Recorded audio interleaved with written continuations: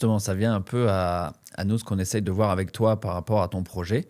Mm. Pour toi, du coup, c'est quoi le problème justement de la recommandation en B2B et pourquoi les avis sont-ils un vrai sujet aujourd'hui? Alors en fait, parce que moi je l'ai vécu, tu vois. Moi, c'est vraiment le seul truc.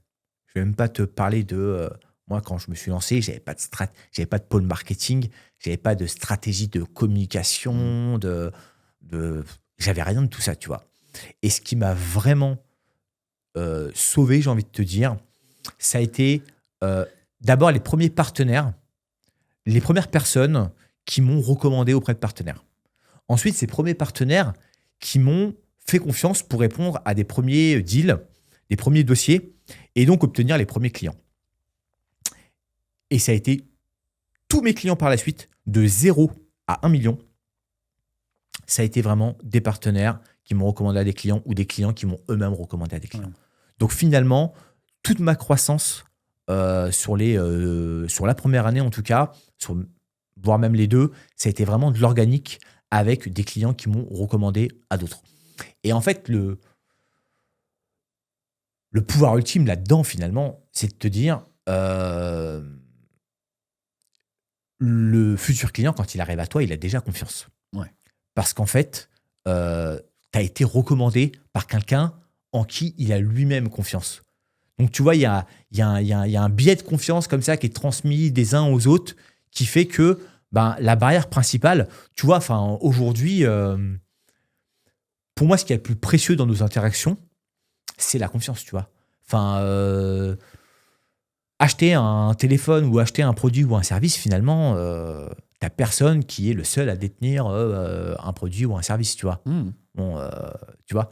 Donc, finalement, ce qui va faire la différence entre les uns, les autres, etc., c'est la réputation, c'est l'image et c'est la confiance que tu peux projeter à cette personne, à cette entreprise ou à ce produit, tu vois. Et donc, quand tu arrives avec un prospect, avec un client qui a un besoin et qui a déjà confiance en toi, bah finalement, le cycle de vente, il est déjà beaucoup plus court. Ouais. Et franchement, les taux de closing, ils sont beaucoup plus élevés, tu vois. Et donc, moi, ça a été mon parcours. Et je me suis dit, au final, si j'arriverais à obtenir ça de façon décuplée, moi, j'ai 0 commerciaux chez moi, tu vois. J'ai pas un seul commercial. Il n'y en a pas un qui prospecte, donc je prospecte pas, tu vois. Je fais du bon boulot, je satisfais mes clients, et ce que j'espère, c'est qu'ils fassent appel à moi, qu'ils me recommandent. Et voilà, j'essaye de fil en aiguille, avec un peu de patience, du travail, aller évangéliser, élargir mon panel, tu vois, de partenaires. Mais du coup, avec mon mode indirect, j'ai pas de commerciaux, et la confiance et la réputation, etc., c'est essentiel, tu vois. Et j'ai même récemment appris, tu vois, que chez des partenaires, qui sont des revendeurs qui font plusieurs centaines de millions, Mmh. qui sont les leaders en France, hein, recommandent notent leurs propres fournisseurs en interne. D'accord. Tu vois. Mmh. Donc le partenaire, il a 15, 20, 30 fournisseurs sur un sujet bien précis. Et en fait, pour savoir à qui va faire appel sur quel type de prestation, en fait, ils ont des notes internes, donc que les chefs de projet, les personnes liées au service, etc., mettent en place pour pouvoir finalement faire appel aux meilleurs prestataires du moment en interne, tu vois. Donc voilà, pour moi, la Ziavi, ça a été déterminant dans ma réussite, dans celle de Digital Service. Et évidemment, je me suis dit qu'il y avait une problématique autour de ça, tu vois. Il y avait une problématique parce qu'à l'inverse, pour les habits, tu vois tout et de rien, tu vois. Et encore plus dans le domaine du B2B, tu vois. Aujourd'hui, tu n'as que des plateformes qui sont ouvertes, genre Google Review ou Trustpilot, tu vois. Mmh. Ou tu vas sur le site internet du fournisseur. Mais bon, à un moment donné, c'est tous les meilleurs, tu vois. C'est tous les meilleurs. Donc l'idée, tu vois, ça a été de se dire comment est-ce que je peux trouver une mécanique qui va à la fois industrialiser le bouche à oreille et vraiment euh, être vraiment un levier, tu vois, au premier plan pour les entreprises, tu vois. Parce que pourquoi aujourd'hui les avis Google aujourd'hui ne sont pas suffisants ou ne sont pas assez impactants? En fait, c'est même pas, tu vois, je dirais même pas qu'il soit pas assez impactant. parce que parce que parce qu'en fait, c'est qu'ils sont même pas crédibles, certains. Pourquoi? Ouais, pourquoi? Parce qu'en fait, ils sont ouverts. C'est-à-dire que c'est des plateformes dites ouvertes. Donc en fait, tout le monde peut laisser un avis à tout le monde. Tu vois. Enfin, moi, je vais être honnête et vas-y, c'est pas grave. Tu vois, il y en a qui vont se foutre de ma gueule. Mais moi, j'ai des proches qui m'ont laissé un avis sur Google Review sur Digital, alors que ils savent ce que c'est un téléphone, mais c'est tout, tu vois. Souvent, quand on commence, on crée son entreprise, on a besoin d'avis. On appelle son réseau pour dire mets-moi un avis, comme ça, je vais avoir une bonne note. Et là, ce que tu dis, c'est que c'est pas suffisant. Ouais. Ouais, non, là, tu vois, ce qui est drôle, c'est que c'est même pas en plus un truc que j'ai j'ai demandé ou quoi. C'est, je te donne de la force, Ouais. tiens, je t'ai laissé un bon avis, tu vois. Ouais. C'est sympa, tu vois, en soi. Mais du coup, ce que ça cache, c'est qu'aujourd'hui, ces plateformes-là, elles sont dites ouvertes. Donc, il n'y a pas de preuve d'expérience vécue qui est réelle.